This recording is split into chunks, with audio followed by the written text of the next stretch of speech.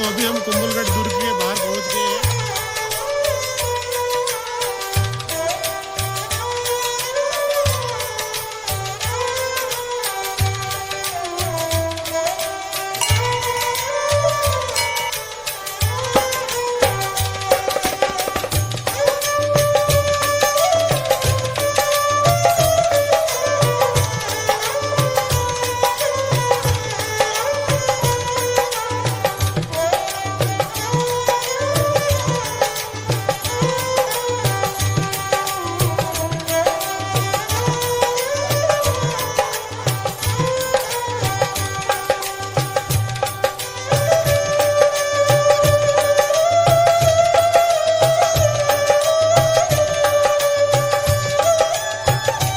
जय हिंद दोस्तों, स्वागत है आप सभी का हमारे YouTube चैनल इंडिया ट्रेवल में।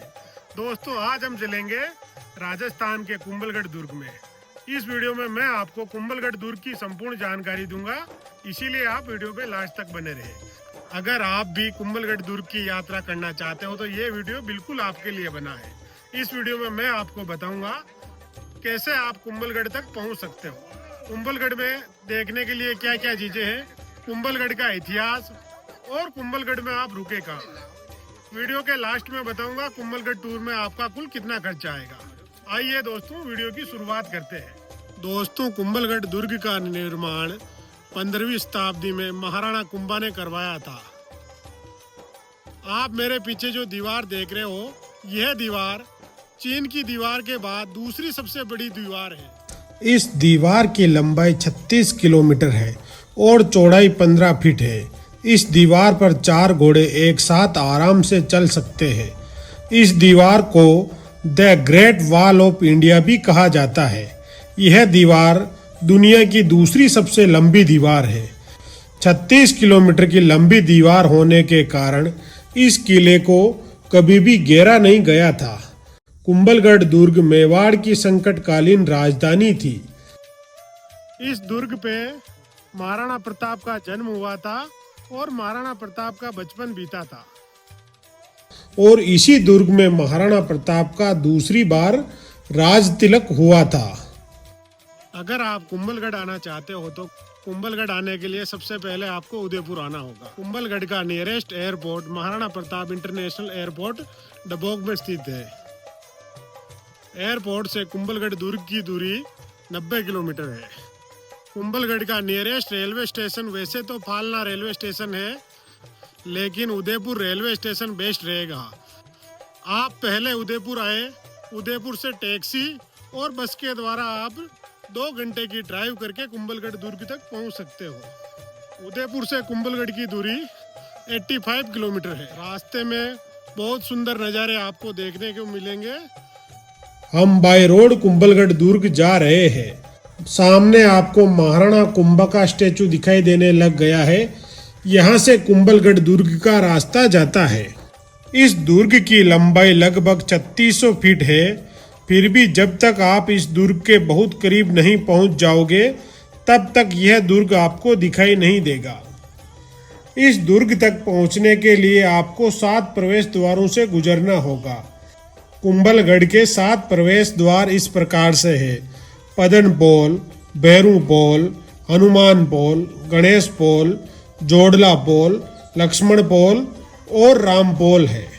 सामने कुंभलगढ़ दुर्ग दिखाई देने लग गया है। यह दुर्ग काफी विशाल है। यहाँ आप गाड़ी पार्किंग में लगा सकते हो। दोस्तों अभी हम कुंभलगढ़ दुर्ग के बाहर पहुंच गए हैं।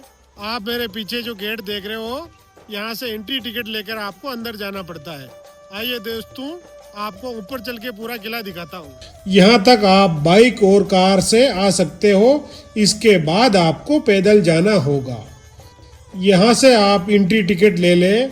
भारतीय नागरिकों का एंट्री टिकट 40 रुपये रहता है।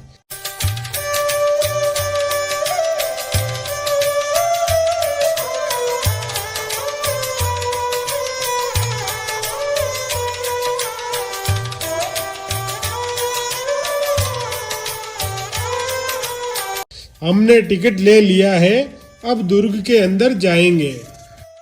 टिकट चेक करवाने के बाद आपको दुर्ग के अंदर प्रवेश दे दिया जाएगा। इस दुर्ग को यूनेस्को वर्ल्ड हेरिटेज साइट में शामिल किया गया है, इसीलिए इसकी देख रेख आर्कोलॉजिकल सर्वे ऑफ इंडिया करता है। भारतीय पुरातत्व विभाग द्वारा जगह जगह पर साइन बोर्ड लगाए गए हैं जिससे आप दुर्ग में आसानी से घूम सकते हो। दुर्ग में प्रवेश करते ही सबसे पहले हम गणेश जी के मंदिर में दर्शन करते हैं, उसके बाद आगे बढ़ेंगे। पहले हम दुर्ग के सामने वाले मंदिरों में चलेंगे, उसके बाद मेन दुर्ग की ओर चलेंगे। इस दुर्ग में कुल 360 मंदिर बने हुए हैं, जिनमें से 300 मंदिर जैन टेम्पल है। दुर्ग में प्रवेश करते ही राइट साइड में आपको 3 मंजिला मंदिर दिखाई देगा। उस मंदिर के पीछे 1-2 मंदिर और बने हुए हैं। इनकी नक्काशी बहुत सुंदर है। यह मंदिर भारतीय शिल्प कला के अनूठे उदाहरण है। कुंभलगढ़ घूमने का सबसे अच्छा समय कौन सा है? दोस्तों, आप कुंभलगढ़ दुर्ग घूमने आ रहे हो तो मानसून का सीजन यहाँ का सबसे बेस्ट सीजन रहता है। इस समय कुंभलगढ़ दुर्ग के चारों ओर पहाड़ियाँ हरी भरी रहती, इसीलिए आप जुलाई से सितंबर के महीने में कुंभलगढ़ घूमने आ सकते हो। इस जगह पर शाम के समय पर लाइट एंड साउंड शो चलता है, जिसमें मेवाड़ का गौरवमय इतिहास दिखाया जाता है। अगर आप शाम के समय दुर्ग विजिट करने आ रहे हो तो लाइट एंड साउंड शो जरूर देखें। सामने नीलकंठ महादेव मंदिर दिखाई देने लग गया है। इस मंदिर का निर्माण महाराणा कुंभा ने 1458 में करवाया था। इस मंदिर के अंदर एक विशाल काले रंग का शिवलिंग स्थापित है, जिसकी पूजा महाराणा कुंभा किया करते थे। कहते हैं कि महाराणा कुंभा की इतनी लंबाई थी कि बैठे बैठे इस शिवलिंग के ऊपर जलाभिषेक किया करते थे। आइए दोस्तों, आपको भी नीलकंठ महादेव के दर्शन करवाता हूँ।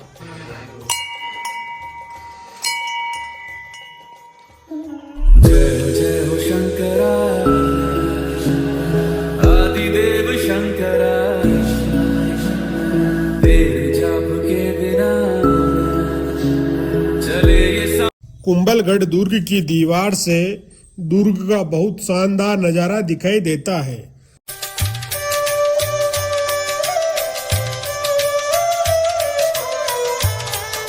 दोस्तों, अब हम कटारगढ़ की ओर जा रहे हैं।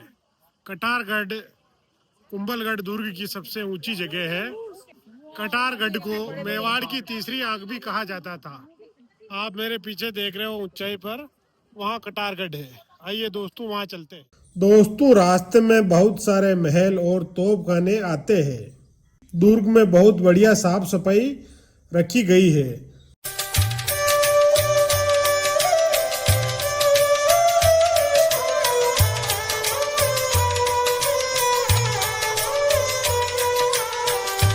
अब हम भैरव पोल के पास पहुंच गए हैं।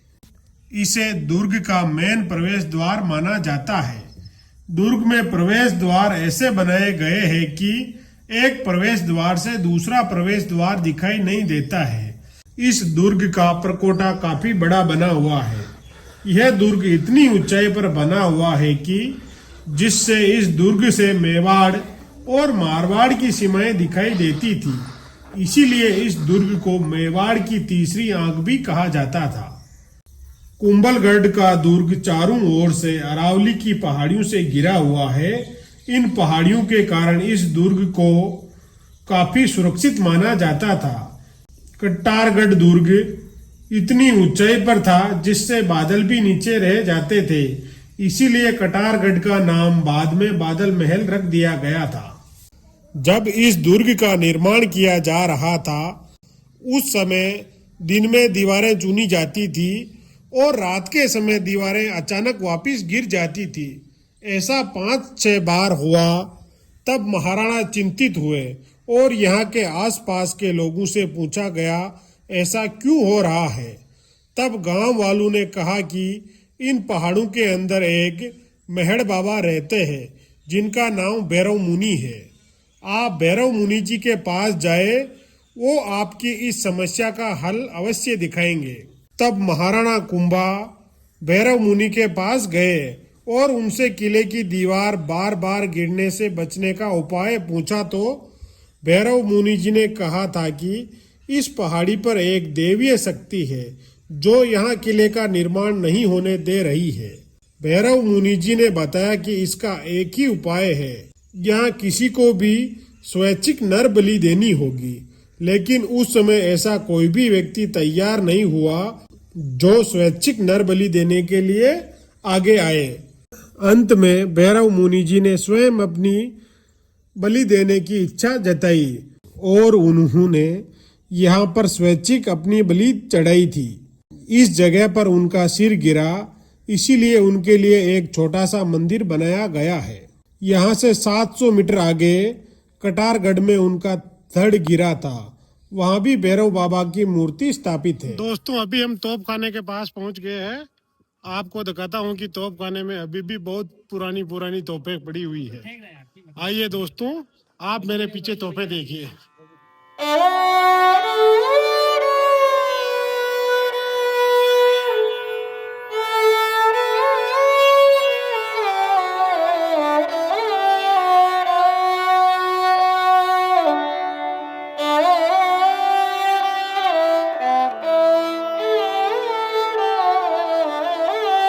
कुंभलगढ़ दुर्ग काफी ऊंचाई पर होने के कारण यहाँ से तोपें रखकर नीचे से जो भी आक्रमण करता था उस पर सीधी फायरिंग की जाती थी। इस कारण से कुंभलगढ़ दुर्ग काफी सेफ रहा। दोस्तों कुंभलगढ़ के टिकट विंडो के बाद लगभग आपको 1 किलोमीटर ऊंचाई पर चढ़ना होगा। उसके बाद आप कटारगढ़ तक पहुंच पाओगे। कटारगढ़ से कुंभलगढ़ दुर्ग के आसपास की पहाड़ियों के बहुत शानदार नज़ारे आपको देखने को मिलेंगे। चारों ओर हरियाली और मानसून के समय पर बादल भी आपको नीचे दिखाई देंगे। इस दुर्ग पर 17 बार आक्रमण हुआ था। बादल महल के अंदर 9 मई 1540 को महाराणा प्रताप का जन्म हुआ था। यहाँ से पूरे दुर्ग पर नजर रखी जाती थी। बादल महल का 19वीं शताब्दी में महाराणा फतेह सिंह जी द्वारा पुनर्निर्माण करवाया गया था, तभी इसका नाम कटारगढ़ से बादल महल रख दिया गया था। इस महल का नाम बादल महल इसलिए रखा गया था क्योंकि मानसून के समय में यह महल पूरी तरीके से बादलों से गिर जाता था। इस जगह पर भैरव मुनि का धड़ गिरा था। उन्हीं की याद में यहाँ पर एक मंदिर बनाया गया है। इस दुर्ग को कई उपनामों से जाना जाता है, जिनमें से एक नाम है मेवाड़ और मारवाड़ का सीमा प्रहरी।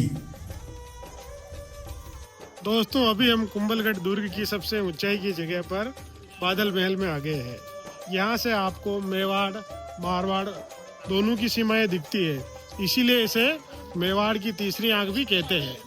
दोस्तों कुंभलगढ़ दुर्ग लिविंग फोर्ट है, इसीलिए आप मेरे पीछे देख सकते हो कि यहाँ पर रहने वाले स्थानीय लोग पीछे फसल बा रखी है। आप अभी मक्का की फसल देख सकते हो मेरे पीछे। दोस्तों अब हम कुंभा महल की ओर चलते हैं। यह उनका लिविंग सेक्शन हुआ करता था। यहाँ वो कभी कभार ही आते थे। महाराणा कुंभा ने अपना अंतिम समय इसी दुर्ग के अंदर बिताया था। महाराणा कुंभा ने मेवाड़ में कई दुर्गों का निर्माण करवाया था। वीर विनोद के लेखक श्यामल दास का कहना है कि मेवाड़ के 84 दुर्गों में से 32 दुर्गों का निर्माण महाराणा कुंभा ने करवाया था। इस जगह पर महाराणा कुंभा बैठकर पूरे दुर्ग की निगरानी रखते थे। यहाँ से आपको पूरा दुर्ग दिखाई देगा।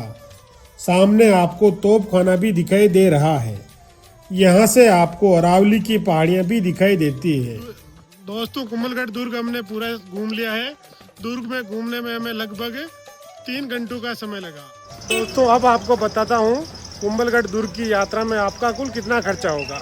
दोस्तों अगर आप उदयपुर से आ रहे हो तो 2 व्यक्ति हो तो बाइक या स्कूटी रेंट पर लेकर आ सकते हो। बाइक और स्कूटी का रेंट का किराया 500 रुपये पर डे रहेगा।